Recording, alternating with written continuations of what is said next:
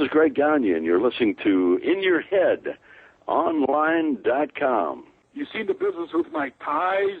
I was going to ask you about the ties. How did that all start, and how many ties are you up to? Well, I'm up to about 400 now. Wow. Well, okay. Well, what the heck? It's the Buck Zumhofe show, so let's go, right? Right. Okay. Boy, oh boy. My dad was like almost 35, 36 years old before he got married. Mm-hmm. So, when the time I was growing up, my dad was old. You know what I mean? Mm-hmm. Kind of like my kids. I was 35 when I got married also. That's another story. But anyway, so when Dad passed away and when my grandpa passed away and when his grandpa passed away, all of a sudden I got like about 100 ties laying around here, right? Mm-hmm. So I thought, well, this is kind of cool because some of them are really, they got cool decorations on them and some of them are quite old. So if I would go to a garage sale or if I'd go someplace or even new ones, I'd buy a tie here and buy a tie there and I'd pick up a few here and next thing I know, I got like a couple hundred of them, all right? Mm-hmm. So just for the heck of it, we got on the internet and we said, hey, if you got a tie and was your ex-boyfriend, some girl that dumped her old man and ties are laying in the closet or someplace, write me a little story about it, tell me where they came from or what's going on, and send them to me. And sure enough, I haven't got a ton of them. I guess I got about 30 of them or so, some silly story with them, so I ad-lib it a little bit and I do it on my site. Mm-hmm. That's really all it is, but we've had fun with it, Yeah. This is a good question actually here in the chat room. Dave wants to know, what cassettes did you actually keep in your boombox? The most I used to play, I'll tell you, as long as you're talking about it, I do and still, like right now, Bob Seger's old-time rock and roll. Oh, that's excellent. But now listen, mm-hmm. when I did television, and we did our tapings in Minneapolis at the TV station, Vern Gagne, he loves, or did, Jerry Lee Lewis. Mm-hmm. He loves Jerry Lee Lewis. Yeah. So when I did interviews on television, I would put some of that old Jerry Lee on, just shake my nerves and that thing. Yeah. And old Vern, he'd be smiling for me. Hey, I'm just, he's the boss. Got to make the boss happy, right? Mm-hmm. So when I did television, a lot of times I played some Jerry Lee Lewis stuff. But when I did the house shows, then I played my old-time Bob Seger. As a matter of fact, I still play it today, mm-hmm. which is comical because it's funny. You have to realize that anybody who's worked with me in the last 30 years, and to hear that stupid song on the radio, it's got to go like, God damn, there's Buck's song. How can you not, right? Exactly. Intro, did you have a question? Yeah, I had a question from Mr. Moxie in the forum here. He wants to know, which promotion did you like working with best, World Class or AWA? Well, I guess, with Vern, because, he paid more, mm-hmm. so that was cool. Vern, I'm just giving you both ways.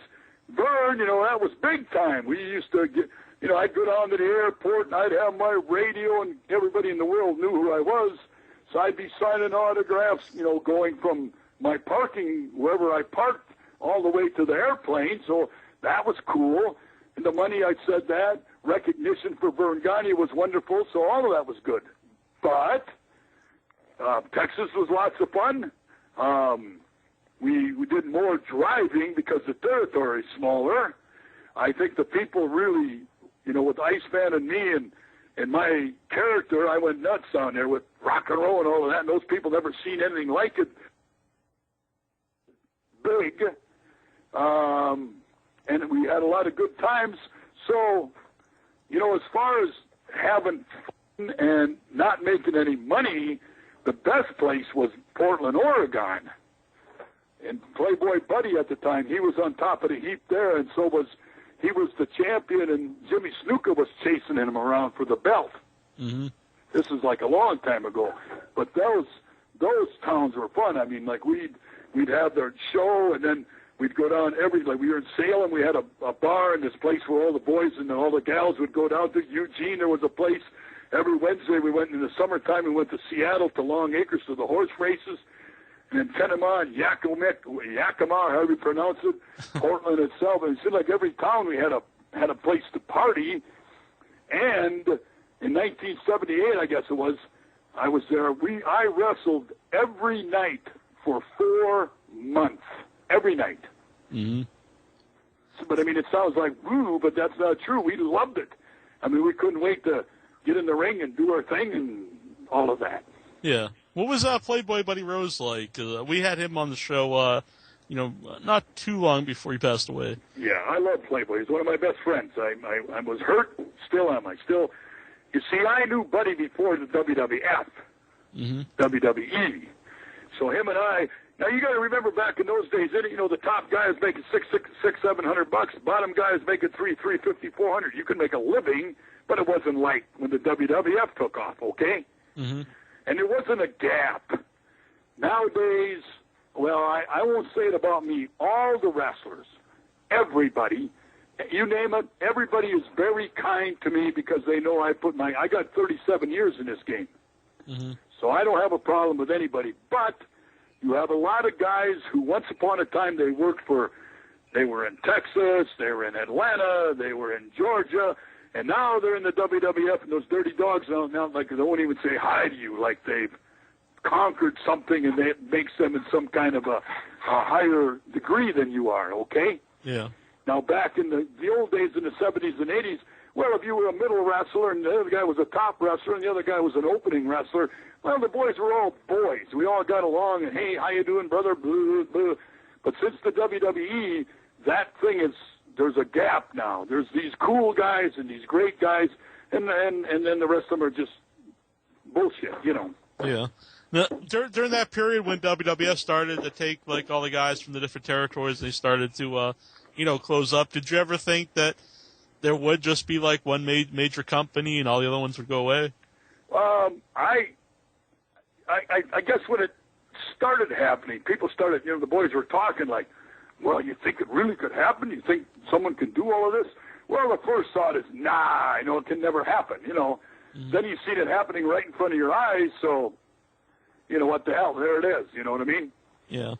Now, I guess, like you said, some of the guys that are on top in WWF are making more money than guys made before, but do you think there's a lot less people that can make a living in the wrestling business now with only one company? Oh, absolutely.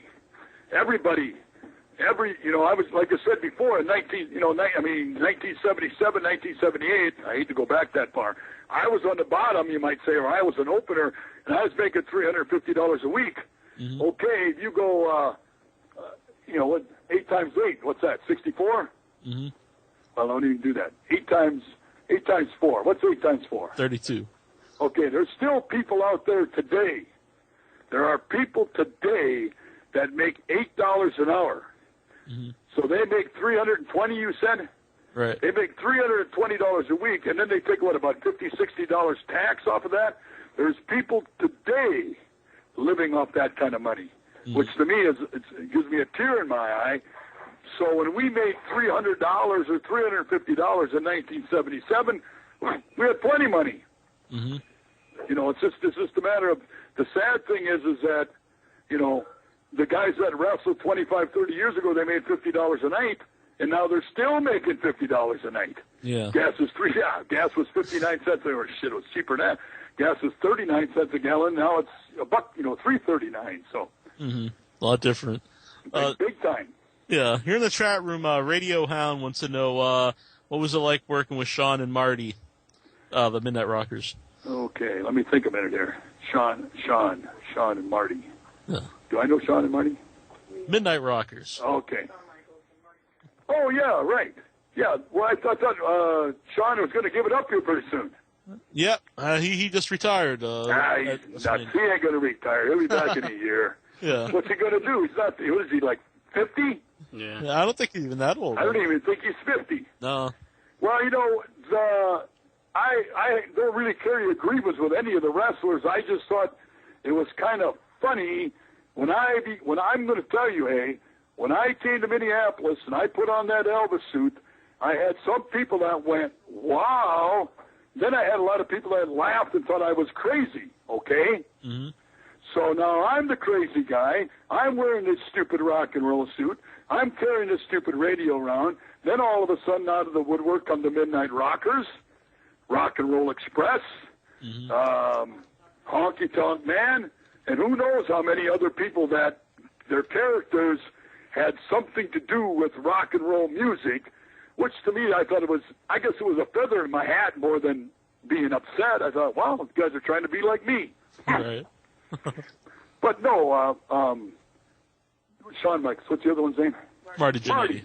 Yeah, Marty's a good old boy. He's had his ups and downs, but who hasn't? I've had him up here for a couple of shows here in Minnesota, and we get along. You know, like I said, I get along fine with everybody, but I'm in a situation where I'm not trying to get a break.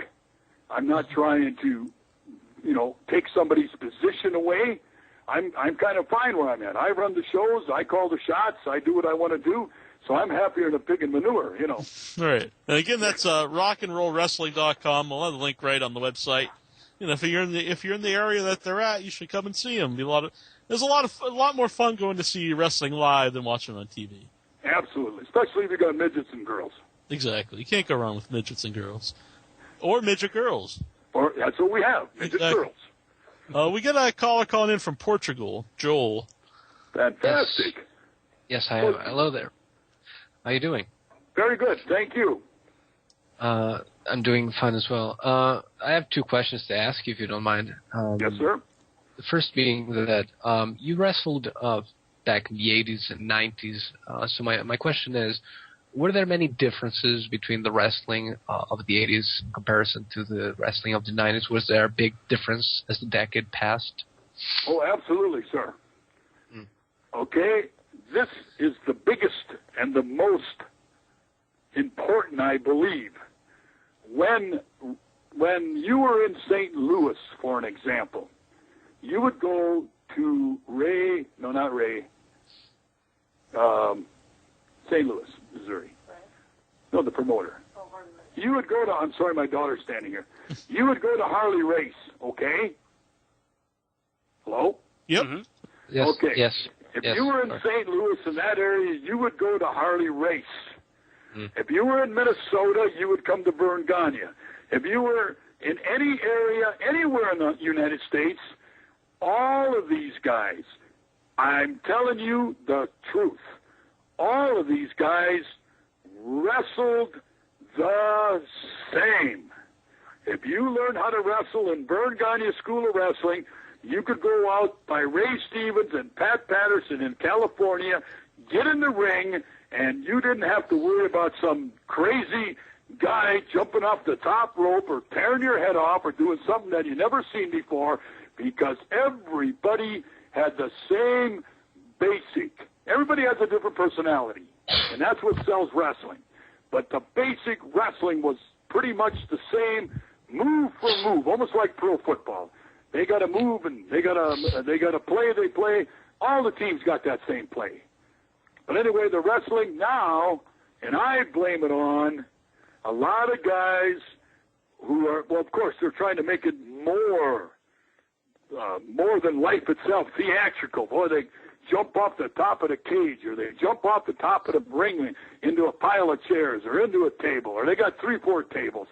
I don't know where, I enjoy a good chair, I guess. But where tables and chairs and all this crap got into wrestling is beyond me. Then you got the guys, what I call these backyard guys, who've never been trained at all.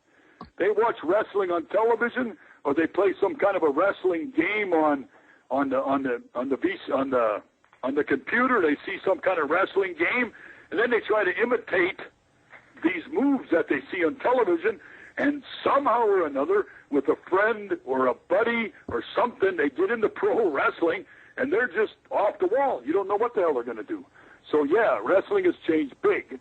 And second of all, or another thing is when you get in the ring and you're like me, and I wrestle a younger guy, and I've never seen him wrestle, and you don't think wrestling is real or fake or whatever you think, when I wrestle a guy like that, brother, I am on my guard. And if he's stupid or screwy, I'm going to take him down. I'm going to beat the crap out of him.